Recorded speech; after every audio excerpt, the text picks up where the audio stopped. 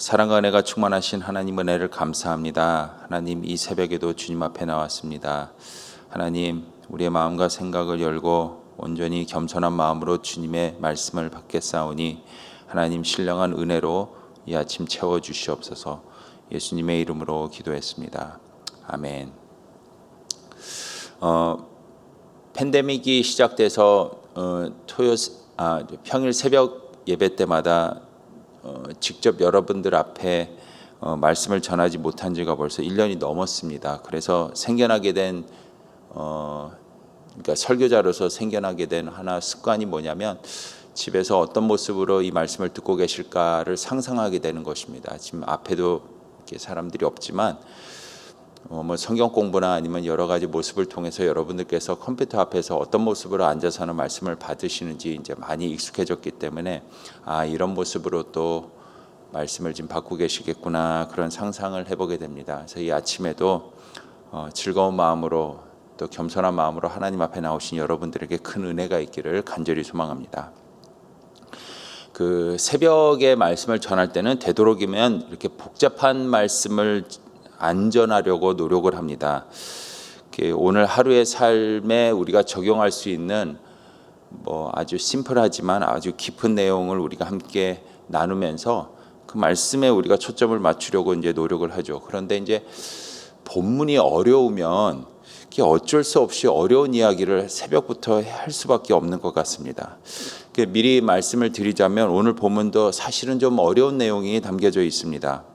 하지만 최대한 쉽게 설명을 해서는 저와 여러분 우리 모두가 오늘 하루 어떤 은혜에 감사하며 살아갈 것인가에 대해서 우리가 함께 살펴보는 시간이 되기를 원합니다.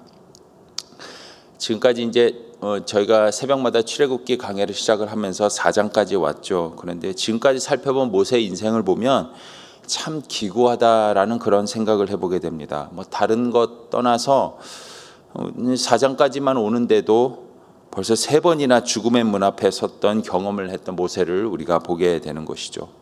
그 첫 번째 죽음의 위기를 맞이했었던 것은 그가 태어난 지 겨우 석 달 만에 그를 찾아오게 되는 사건입니다. 출애굽기 2장 2절에서 3절을 보게 되면 이렇게 기록되어 있습니다. 그 여자가 임신하여 아들을 낳으니 그가 잘생긴 것을 보고 석 달 동안 그를 숨겼으나 더 숨길 수 없게 되매 그를 위하여 갈대 상자를 가져다가 역청과 나무의 진을 칠하고 아기를 거기다가 나일강과 갈대 사이에 두니라라고 돼 있죠.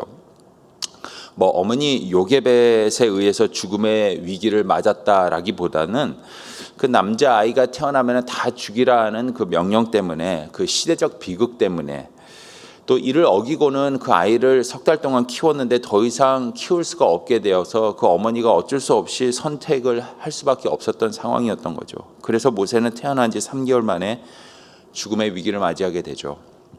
근데 두 번째 죽음의 위기는 바로에 의해서 또 모세가 이제 만나게 됩니다.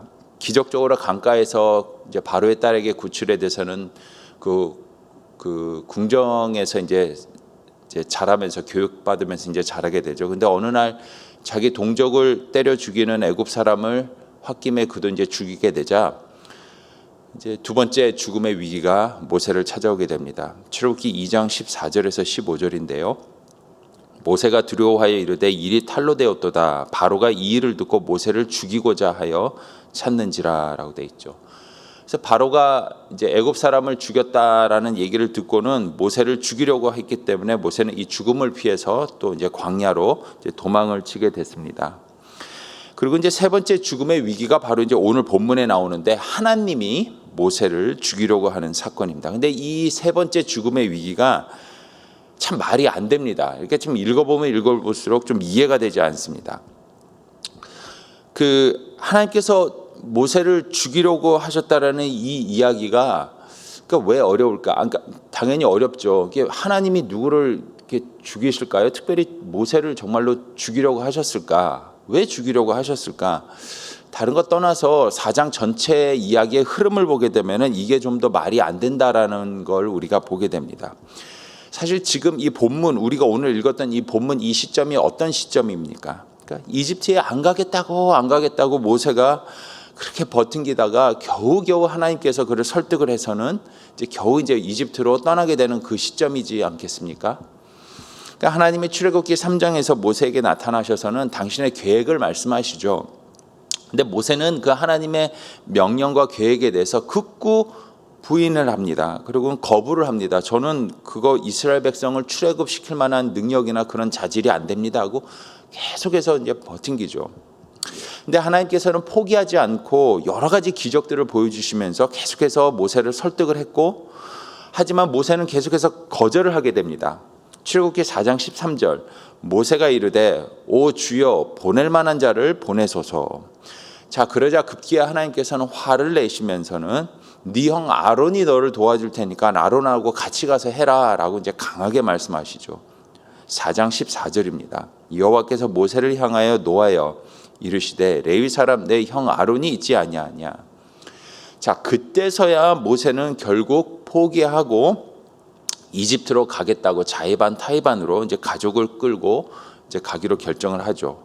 그래서 장인 이드로에게 이 사실을 얘기를 하고 가족을 끌고 이집트로 이제 바로 앞으로 이제 가게 됩니다. 이제 하나님께서 말씀하셨던 그 명령을 이제 이행하기 위해서. 근데 가는 길에 날이 어두워져서는 어떤 여관에 하룻밤 묵게 되었고 그 여관에 들어갔는데 거기서 하나님이 지금 찾아오셔서는 모세를 죽이려 하신다라는 것이 오늘 본문 24절의 내용입니다. 24절 보겠습니다. 모세가 길을 가다가 숙소에 이르렀을 때에 여호와께서 그를 만나사 그를 죽이려 하신지라. 이제 그렇게 가기 싫다는 사람을 설득을 시켜서는 애굽으로 가게 하셨는데 가는 중간에 그를 죽이려고 하셨다라는 게 이제 이게 말이 안 되는 상황이 되는 거죠. 또한 사실 이 이야기는 없어도 그만인 것 같습니다. 왜냐하면 이 말이 안 되는 이 이야기가 하나님이 모세를 죽이려 했다라는 이 말이 안 되는 이야기가 24, 25, 26 딱 3절밖에는 되지 않죠. 그러니까 이 이야기가 없어도 23절에서 27절로는 아무 문제 없이 자연스럽게 이야기가 연결이 되는 거죠. 왜냐하면 그 전에 보게 되면은 하나님께서 너가 애굽에 가게 되면은 형 아론이 나와서는 너를 맞이하게 될 것이다라고 얘기를 하신 다음에 바로에게 가서 이런 얘기를 전하라라고 얘기를 했고, 모세는 그래서 가족을 이끌고 나가고 있었던 상황이었던 거죠. 그러니까는 오늘 24절에서 26절이 없어도 27절로 가게 되면은 하나님이 미리 말씀하신 것처럼 아론이 나와서는 모세를 맞이하는 장면으로 연결되기 때문에 아주 문제 없이 자연스럽게 얘기가 전개될 수가 있음에도 불구하고 굳이 이 말이 안 되는 스토리가 생뚱맞게 지금 이 안에 들어가 있는 것입니다. 자, 그렇다면 이 이상한 이야기가 여기에 들어와 있는 이유와 목적이 무엇일까? 이거에 대해서 오늘 이 아침에 좀 함께 나눠보려고 합니다. 뭐 여러분과 제가 다 아는 것처럼 하나님의 말씀은 하나도 허투루 쓰여진 것이 없죠. 1.1핵도 없어지지 않기 때문에 분명히 이 말씀, 이 이야기가 들어가 있는 이유와 목적이 있을 겁니다. 자, 그렇다면 이 이야기를 우리는 어떻게 이해를 해야 될까? 오늘 이 이야기를 이해하는 데 도움이 되는 중요한 3가지 힌트가 오늘 본문에 제공이 되어 있습니다. 그 3가지 힌트가 무엇일까요? 첫 번째 힌트는 바로 장자라는 개념입니다. 장자.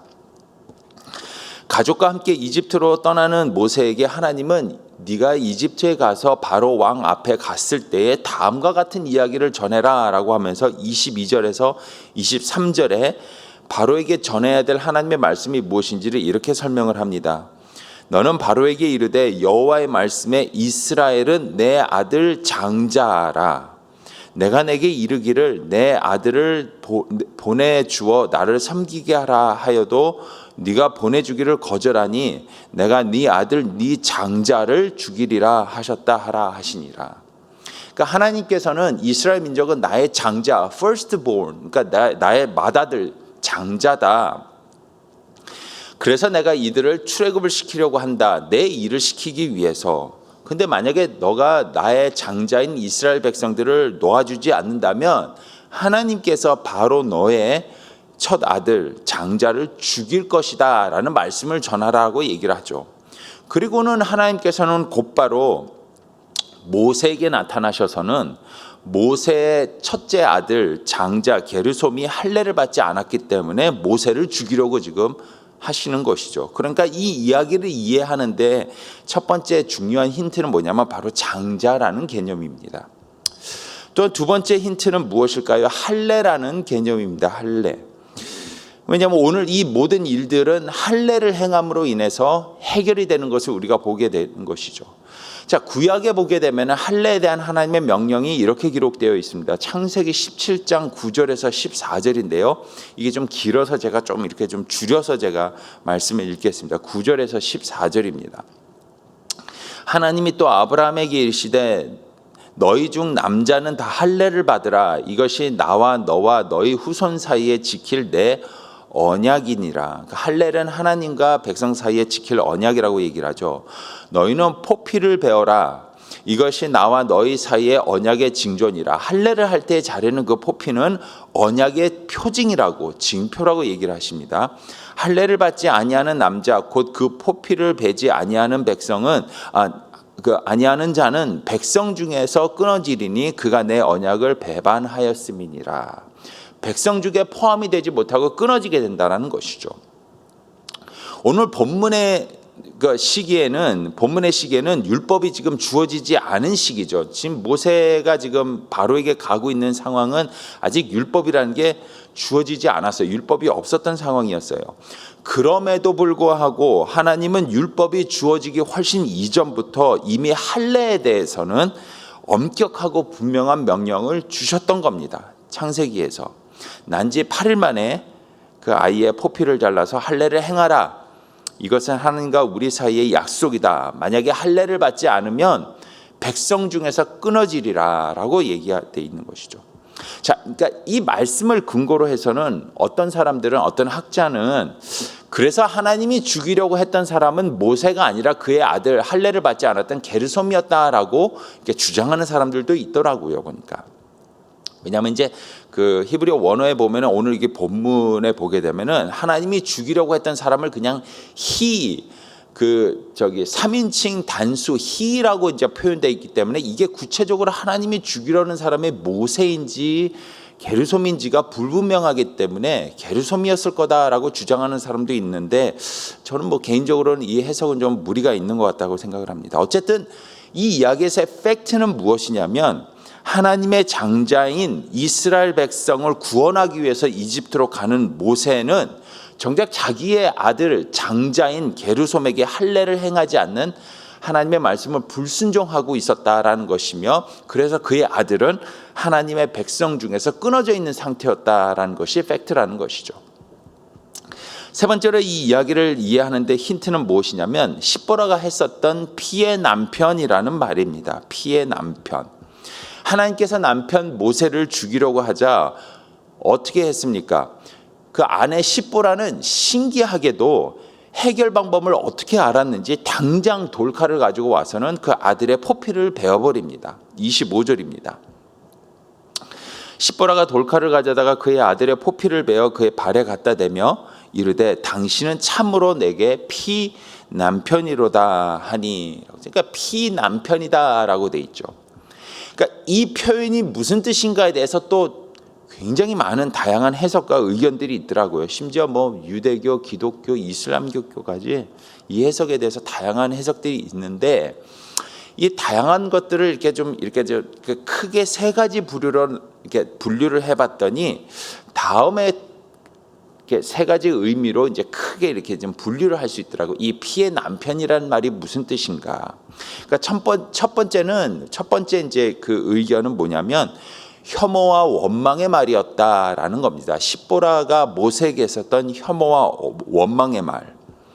이게 이제 뭐 서든 신학교의 알버트 호튼 박사가 뭐 이렇게 주장했었다고 합니다. 보니까. 그러니까 한번 생각을 해보죠. 그러니까 이 할례는 누가 해야 되는 거죠? 그러니까 아빠가 해야 되는 거예요.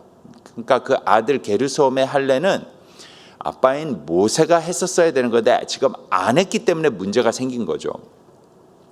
그런데 하나님이 이렇게 모세를 죽이려고 하자 그 엄마인 십보라가 이게 아들 할례 때문인가 싶었던 생각이 들었던 것 같아요. 그러니까 급한 김에 그 엄마가 가서는 지금 원래는 아빠가 해야 될 거를 엄마가 가서는 지금 아이들의 할례를 지금 행해버린 것이죠. 그리고는 그 자른 포피를 갖다가 모세 앞에 막 던지면서 이제 뭐라고 얘기냐면 피해 남편이다라고 얘기했는데 이게 무슨 뜻이냐면 원망의 소리로 지금 한 거예요.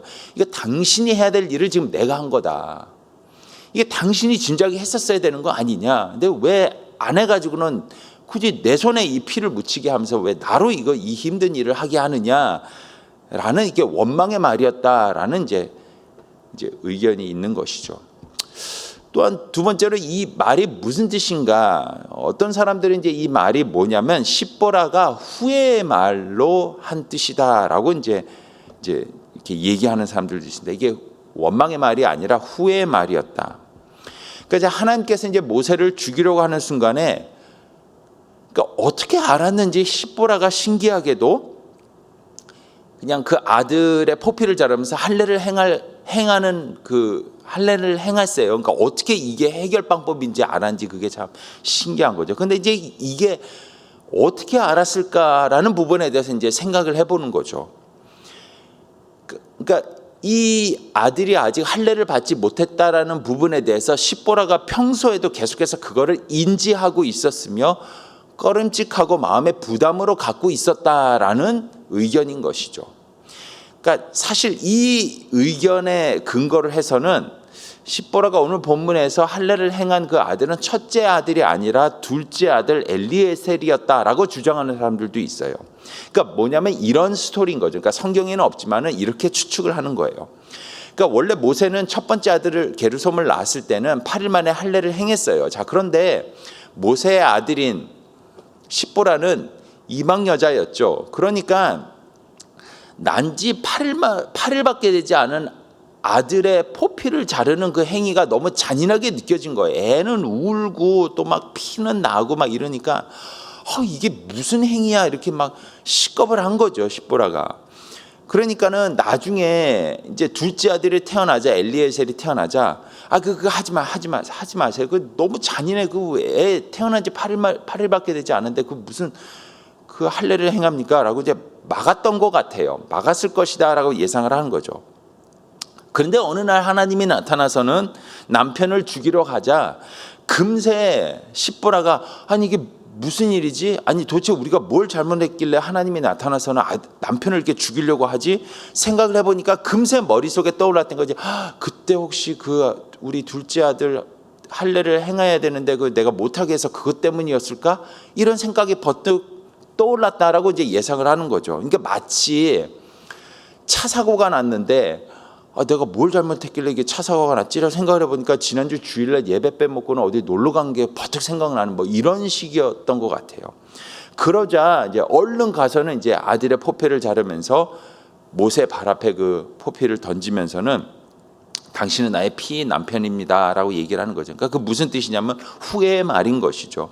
당신은 나한테 피와 같은 남편인데 생명과 같은 남편인데 내가 둘째 아들 할례를 못하게 하는 바람에 내가 당신을 잃을 뻔했습니다라는 그런 후회의 말이었다라는 의견도 있는 것이죠. 또한 십보라의 이 말이 세 번째로 어떤 의견이었을까? 사실은 사랑의 말이었다라는 의견도 있어요. 사랑의 말이었다. 그러니까 십보라는 첫째 아들 게르솜의 포피를 이제 자른 거예요. 여기서는 이 의견은 이제 첫째 아들의 포피를 자랐다라고 이제 얘기를 하는 거죠. 그리고 모세의 발 앞에 갖다 댔다라고 얘기돼 있어요. 던진 게 아니라 모세의 발을 갖다가 그 자른 포피를 댔다라고 돼 있어요. 자, 근데 이 갖다 대다라는 이 동사가 성경에 또 한 번 등장을 해요. 어디서 등장할까요? 굉장히 중요한 곳에서 등장해요. 바로 10번째 재앙에서 등장을 하게 됩니다. 10번째 그 이스라엘 민족을 출애굽시키기 위해서 하나님께서 애굽에 허락하셨던 10번째 재앙이 어떤 재앙이었죠? 이게 죽음의 사자가 집을 가다가 이렇게 집을 돌아다니다가 그 집에 문설주에 양의 피가 없을 때는 그 들어가서 장자를 죽이는 재앙이지 않았습니까? 그때 하나님이 이스라엘 백성들에게 뭐라고 얘기를 합니까? 어린 양의 피를 갖다가 문설주에 갖다 대면 바르면 그때 그 어린 양의 피를 문설주에 바르다라는 단어가 바로 오늘 이 본문에 나오는 그 자른 포피를 모세 발에 바르다 갖다 대다라는 거 단어와 동일한 단어예요. 그러면 죽음의 사자가 그 집을 넘어가고 그 집에 있는 장자가 죽지 않는다라고 지금 그렇게 되는 죽음을 면하게 된다는 것이죠. 그러니까 마찬가지로 게르솜의 그 포피, 그러니까 피가 묻은 그 포피를 모세의 발에 갖다 댐으로 인해서 모세는 죽음을 면하게 되었다라는 것이죠. 그래서 십보라가 모세에게 말했던 당신은 나의 피의 남편입니다라는 뜻이 무엇이냐면 당신의 아들이 할례를 받아서 흘린 피로 인해서 당신은 죽음에서 구원을 받으며 죽음이 당신을 넘어갔습니다. 안도하는 사랑의 말이었다라는 의견인데 저는 개인적으로 이 세 번째 의견에 동의를 하고 있습니다. 자, 그렇다면 이제 한번 결론을 내보죠. 지금까지 이 어려운 사건을 이해하는 데 도움을 줬던 세 가지 힌트들을 우리가 다 살펴보고 그것들을 종합해 본 결과 우리는 이 사건에 대해서 다음과 같이 우리는 이해할 수가 있습니다. 하나님은 모세를 죽이려는 의도가 있었던 것이 아니라 이 사건을 통해서 당신의 구원 계획과 구원의 방법, 법칙을 지금 모세에게 보여주고 계신다라는 것이죠. 아들을 낳으면 8일 만에 할례를 행하라는 하나님의 말씀을 어긴 것은 모세입니다. 모세죠. 아들 게르솜이 아니에요. 왜냐하면 난지 8일밖에 되진 아이가 자기 스스로 할례를 행할 수는 없어요. 그 명령은 그 부모에게 주는 것이며 이 명령은 모세가 어겼어요. 그런데 하나님의 명령에 불순종한 모세를 대신해서 첫째 아들 게르솜이 지금 할례를 받고 피를 흘리게 된 겁니다. 그리고 그 아들의 피 흘림을 통해서 모세는 죽음을 면하게 된 것이죠. 제가 이렇게 얘기를 하니까 좀 어디서 많이 들어본 얘기 같지 않습니까? 그렇죠. 바로 하나님의 구원의 계획과 방법 그리고 복음의 내용을 지금 설명을 하고 있는 것이죠. 자, 그리고 오늘 이 사건은 나중에 애굽에서 이스라엘 백성을 구원하신 하나님의 구원의 방법을 또한 예표를 하고 표징을 하고 있다는 것이죠. 10번째 재앙은 애굽 사람이나 이스라엘 사람 모두를 지금 죽음의 앞으로 지금 불러오고 있는 재앙이었습니다. 이스라엘 사람이든 애굽 사람이든 누구든지 그 집 앞에 양의 피가 발라지지 않으면은 누구든지 그 집안의 장자는 죽게 되는 거죠. 대가 끊어지게 되는 겁니다. 모두가 다 죽음 앞에 서게 되는 이 재앙 앞에서 어린 양을 죽이고 그 피를 문설주에 갖다 댄 집은 죽음을 면하게 되었다라는 것이죠. 어린 양의 피 흘림을 통해서 이스라엘 백성이 죽음을 면하고 죽음이 넘어가게 되는 구원을 받게 되는 이 사건이 오늘 사건의 표징이 되었다라는 것이죠. 또한 이 사건은 궁극적으로 나아가서는 전 인류의 구원을 향한 복음의 메시지를 또한 보여주는 사건이 되었다라는 것입니다. 첫째 아들 게르솜의 피 흘림을 통해서 모세가 죽음을 면했던 것처럼 또한 어린 양의 피 흘림을 통해서 이스라엘이 죽음을 면했던 것처럼 하나님의 장자 예수 그리스도의 피 흘림을 통해서 전 인류가 죽음을 면하게 되는 구원의 표징이 바로 오늘 이 사건이 되었다라는 사실인 것이죠. 사랑하는 성도 여러분, 우리 모두는 마치 10번째 재앙 앞에서 죽음 앞에 섰던 사람들처럼 애굽에 있었던 모든 사람들처럼 우리도 다 죽을 수밖에 없었던 죄인이었습니다. 그런데 이런 우리를 위해서 하나님께서는 우리에게 그 죄값을 묻지 않으시고 대신 당신의 장자인 firstborn이 되시는 예수 그리스도를 십자가에서 피 흘리게 하심을 통해서 우리를 죽음을 면하게 되며 구원을 얻게 하셨습니다. 이 대속의 은혜, 이 구원의 방법을 지금 오늘 바로의 손에서 이스라엘 백성을 구출하기 위해서 이집트로 지금 가고 있는 모세에게 오늘 사건을 통해서 지금 보여주고 설명하고 계신다라는 사실인 것이죠. 자, 그러니 오늘 처음 질문으로 다시 돌아가서 하나님은 정말로 모세를 죽이려고 하셨을까요? 아닙니다. 우리 하나님은 그런 하나님이 아니신 것이죠. 오히려 하나님은 이스라엘을 구원하기 위해서 애굽으로 들어가고 있는 모세에게 내가 그들을 이렇게 구원할 것이다. 나가서는 전 인류를 이렇게 내가 구원할 것이다. 라는 그 구원의 계획을 예표처럼 지금 보여주고 모세에게 지금 깨닫게 하고 계신다라는 사실인 것이죠. 바로 오늘 이 은혜를 오늘 우리 하루 생각하면서 감사하면서 살아가는 하루가 되기를 간절히 소망합니다.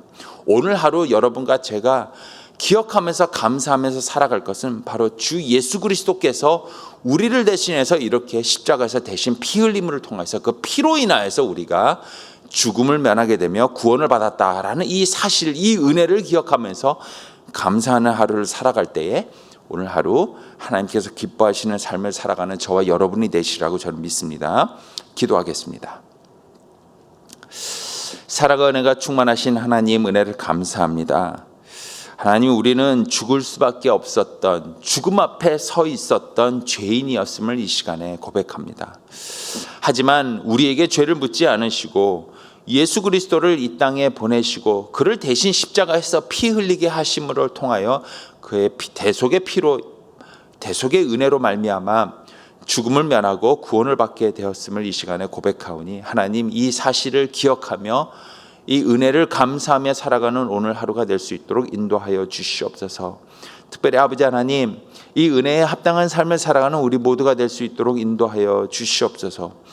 아버지, 특별히 이 시간에는 T국에서 선교하시는 김디모데 신마리아 선교사님을 위해서 간절히 기도합니다.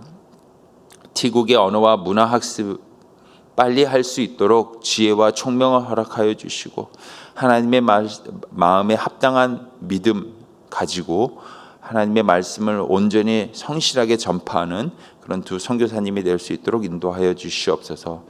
또한 질병으로 고통받고 있습니다. 당뇨 합병증으로 인해서 폐와 신장에 지금 문제가 있는데 이 모든 것 하나님께서 치유의 영을 허락해 주셔서 빨리 회복되어서 하나님께서 허락해 주신 그 사역 묵묵히 잘 감당할 수 있는, 건강하게 잘 감당할 수 있는 그런 두 분이 될 수 있도록, 또 그의 아버지 그 회복이 될 수 있도록 하나님 함께 하여 주시옵소서. 예수님의 이름으로 기도드렸습니다. 아멘. 하늘에 계신 우리 아버지여, 이름이 거룩히 여김을 받으시오며 나라가 임하옵시며 뜻이 하늘에서 이루어진 것 같이 땅에서도 이루어지이다. 오늘날 우리에게 이러한 양식을 주옵시고 우리가 우리에게 죄 지은 자를 사하여 준 것 같이 우리의 죄를 사하여 주옵시고 우리를 시험에 들지 말게 하옵시며 다만 악에서 구하소서. 대개 나라와 권세와 영광이 아버지께 영원히 있사옵나이다. 아멘.